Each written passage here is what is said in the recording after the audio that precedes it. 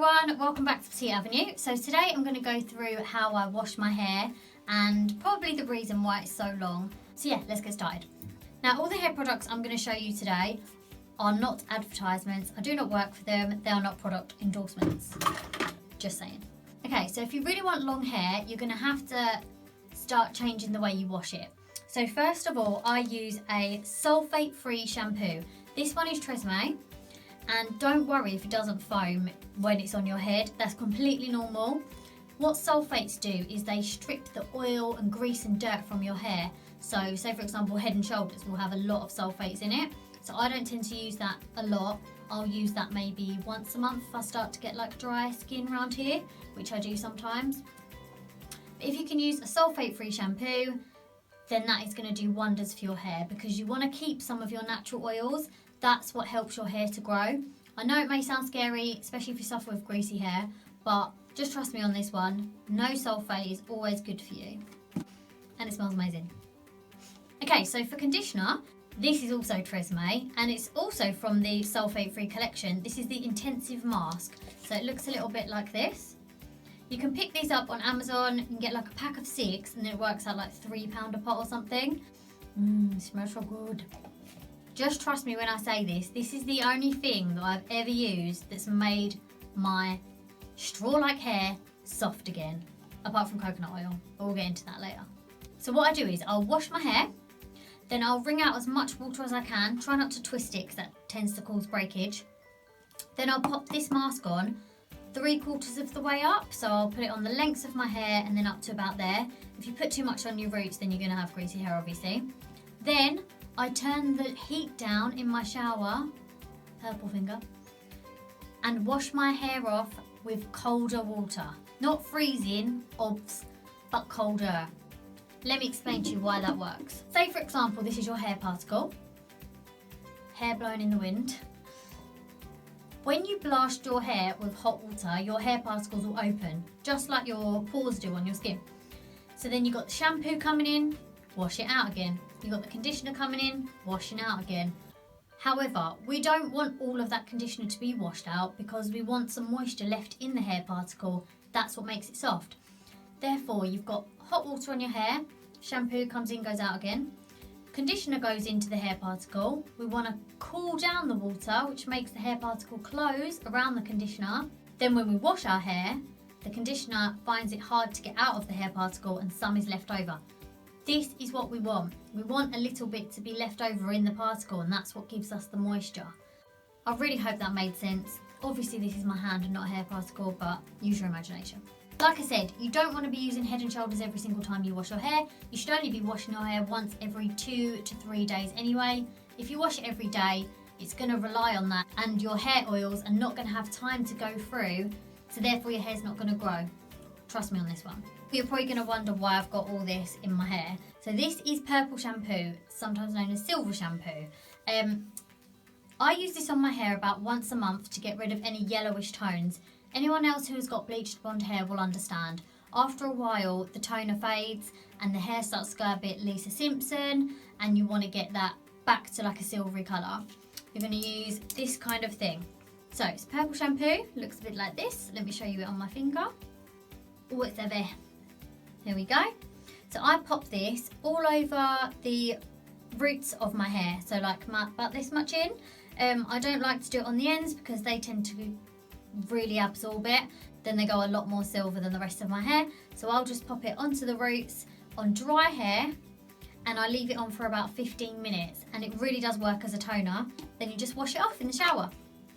All the products I've shown you today are specifically for me. That doesn't mean they're going to work on your hair. Everybody's completely different, obviously. But my hair's naturally dark, so all of this has been bleached over the years.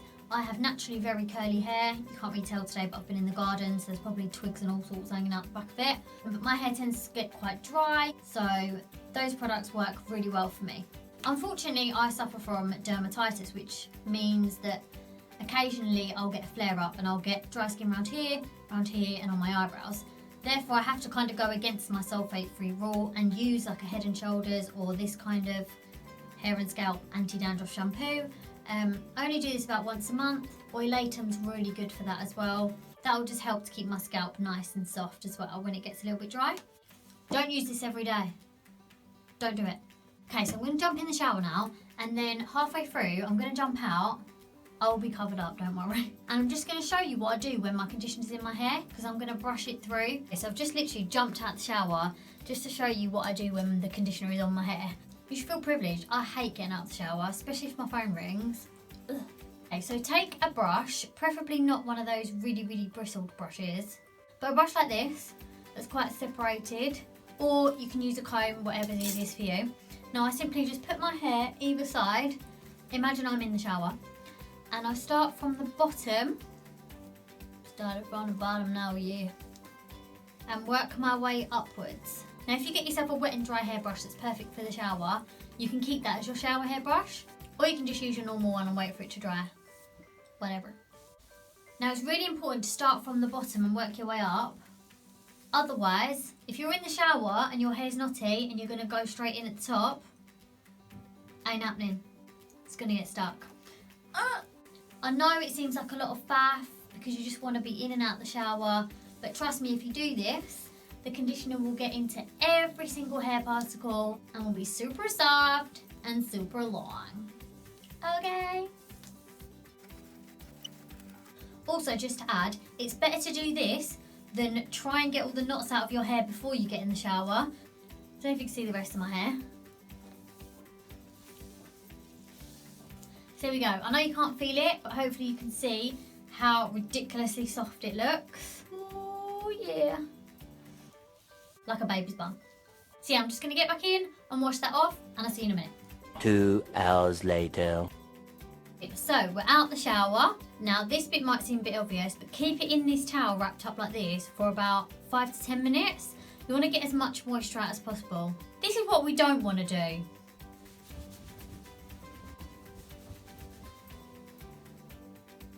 No, don't do that. If you do that, your hair gonna break, okay? So don't do it. After you've had your hair wrapped in the towel for about 10 minutes, you're gonna take it out. Obviously it'll be knot free from where you brushed it in the shower, of course. And what you're gonna do is you're gonna take pure, however you say it, coconut oil. So the best kind is like organic, unrefined, cold pressed coconut oil. If you want to go all out and be extra, get that one. Okay, so what you want to do is you want to take a little bit of your coconut oil, rub it between your hands so that it's nice and liquefied. Is that a word? So you have really greasy hands like this. You're going to run it through the bottoms of your hair. And if your hair is ridiculously dry, you can go up a little bit further. I wouldn't go any further than halfway up because otherwise you're going to get greasy hair, okay? And then what you're going to do is you're going to pop your hair back in the towel for another 10 minutes, or at least 5 if you're in a rush. What I do is I'll flip the towel upside down and then use the other side that's not as wet. So yeah, this is to let all the coconut be infused into your hair as it's drying. And obviously only wash your hair, as I say, once every 2 or 3 days. Only blow dry it about 2 or 3 times a month, if you can. If you are going to let your hair dry naturally, try and put it in 2 chunky plaits. I'll do a separate video on that. And if you can get away with just blow drying your roots and underneath and the sides of your hair, it's also going to promote growth, because the more you blow dry the ends of your hair, the more they're going to break, the less they're going to grow. It's kind of obvious, right? Only use heat like straighteners and curlers on your hair maximum 3 times a month. If you do it every day, your hair's going to actually get shorter, so you're going to go backwards. Try the dressing gown rope challenge. You know, where you wrap your hair around dressing gown rope? Let your hair dry naturally that way. Put it in a little bubble and sleep in it, and you'll wake up with lovely curly hair. And always remember, after you've used your coconut oil, thoroughly wash your hands with soap so that when you do go to style your hair, there won't be any remnants of coconut oil that will go on the roots. I know it sounds like a lot of faff, but if you do this, get into a routine with your hair, it will grow. It only took me 2 years to get my hair from here to here. So it has grown a hell of a lot in those 2 years, and that's because of the way I wash it and the way I dry it. So this is how I normally let my hair dry naturally. I leave it for a couple of hours, My hair's quite thick, so it takes all day to dry it. But then by the evening, it's like nice wavy hair. Sometimes I'll sleep in it like this and wake up and take them out. The reason I plait it from the sides like this instead of backwards is because the waves tend to be neater and all kind of go the same way, rather than if you plait it backwards, they kind of go a bit thicker on the top. It's hard to explain anyway, but you plait your hair how you want. Normally I would blow dry my roots to give them a little bit of volume for when I do take the plaits out. I know I'm a bit slick ripped today, but I just wanted all my hair off my face today because it's really hot outside. But yeah, that's up to you whether you want to blow dry your roots, if you want to do your fringe. It's up to you really, but the more you can let your hair dry naturally, the better. Many hours later. So I'm just going to quickly show you what the plaits look like when I take them out. I thought I might as well add this onto the video because it's been four hours. I've been sitting in the sun in the garden. It's been really, really hot today. And even though it's been baking, my hair is still a little bit damp, as you can see.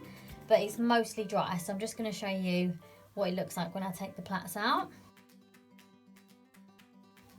And as you can see, they're much easier to take out than the ones that you plait backwards as well. You see what I mean about the neat wave? It just kind of sits nicely. And I normally will put like half up, half down to have the curly bits show in and stuff. Everyone's hair dries different naturally, obviously, but if you put it in two plaits, it should dry nice and wavy. You've put no heat on your hair as well. So yeah, just thought I'd add that in for you. Anyway, see you soon.